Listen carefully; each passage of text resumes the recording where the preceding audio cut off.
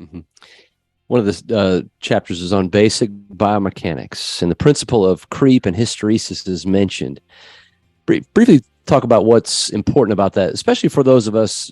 Your predominant audience, Professor Bogduk, is a clinician that works with movement therapies for patients with musculoskeletal problems. A lot of those are, of course, spine patients. Why do we need to know about creep and hysteresis? I think that creep is a sad example. It's sad because the engineers in the laboratories know this. They've seen it occurs in every material. So the structural engineers, they know all about these materials, and the bioengineers have measured creep in the lumbar spine. It's sad because it's gone no further. Those engineers are happy when they draw their hysteresis curve and they can publish in something like the Journal of Biomechanics. What's its relevance to clinical practice? Nobody's bridged that gap, and I've had not enough time to make my assertions and then do the studies to get the empirical data for reliability and validity. So I offer you this proposition based on personal experience. The idea of creep is that the ligaments of the body are not rigid entities. If you get something made out of steel and put a load on it, it sort of stays there. But ligaments will stretch. It's like wringing out a wet towel, that as you stretch, bits of water and proteoglycans get squeezed out of it, and it elongates. Biological tissues will elongate ever so imperceptibly over time when exposed to a sustained load. And the situation that I'm thinking about is when I am doing some artwork, such as you're cutting up all these photographs to put in your thesis, and you're working at a table with a knife and a guillotine and a ruler, and you spend 4 hours bent over a craft table. I've got 40 kilograms of chest weight dragging on my anti-flexion ligaments for 4 hours.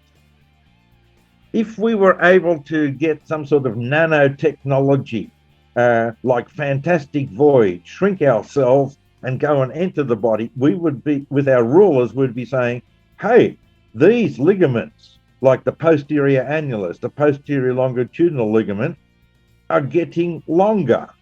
They don't look as if they're going to fail because they're still stiff and retaining the load, but they're sort of getting tired because stuff has been squeezed out of them. And this is what creep is about. If you measure the length, it's just that little bit longer. And the tension that it's exerting is less. So now when I come out, I finished working and I want to stand up. Oh, well, hang on. All of my joints are that little bit out of place. So nobody's told the muscles this. You want the muscles like the motor that pulls the cable on a crane. That you want, we will pull. And it pulls, but the joints in the jib of the crane are now a little bit out of place. They're not working on their normal axes. And so the muscles go heave, but they're heaving on a system that is a little bit different. With a massive load and a little bit of difference, that difference is now amplified.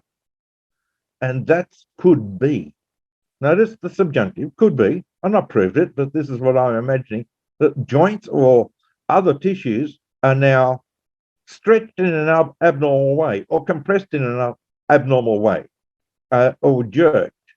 And you get a catch, you go, oh, I didn't mean to do that, because the muscles were not told that we're working in a slightly different system, and the normal load of the muscles is sufficient in a deformed system to suddenly strain collagen, say in the disc, to a noxious level. And the signal is, don't do that. Stop doing that. But if you've launched yourself ballistically, such as, all right, time for a cup of tea, and you get up suddenly, it's too late to prevent the temporary damage being registered as a noxious signal. See, having learned that, what I do when I get up from the craft table is push-ups. I don't use my back muscles to get up. I use my arms to raise my thorax, and then I can wiggle my crept joints of the lumbar spine back towards a more neutral position without asking muscles that can exert 4,000 newtons worth of force to crunch on this little bit deformed spine. Mm-hmm. So it's open for exploration.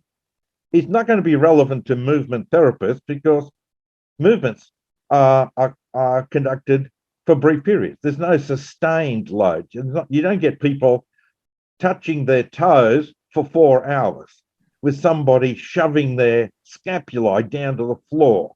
Get closer, sort of like a sergeant major drill, a drill sergeant in the army, forcing people into crept positions. But understanding how the patient may have developed their symptoms, well, have a look. What was their sustained posture? And I trust that there are people who do work in sustained postures that might then come in with a complaint. Nowadays, I get it when I sit on a little mobile stool on the lawn cutting weeds out, and I am flexed for an hour. I'm listening to radio and cutting away. The weeds aren't difficult to pull out. I get a blade, cut it in, cut the roots and pull out. But I've been hunched over. When I go bush and go chainsawing, I'm hunched over a lot to cut the log. I'm comfortable while I'm doing that. When I stand up, now things feel wrong, and they might even be sore. I prevent myself from being sore, but a naive member of the community thinks that I've done with that. I can now stand up. Is that? Geez, I hurt myself. I got some sort of catch, not an instability catch, but a catch in extension.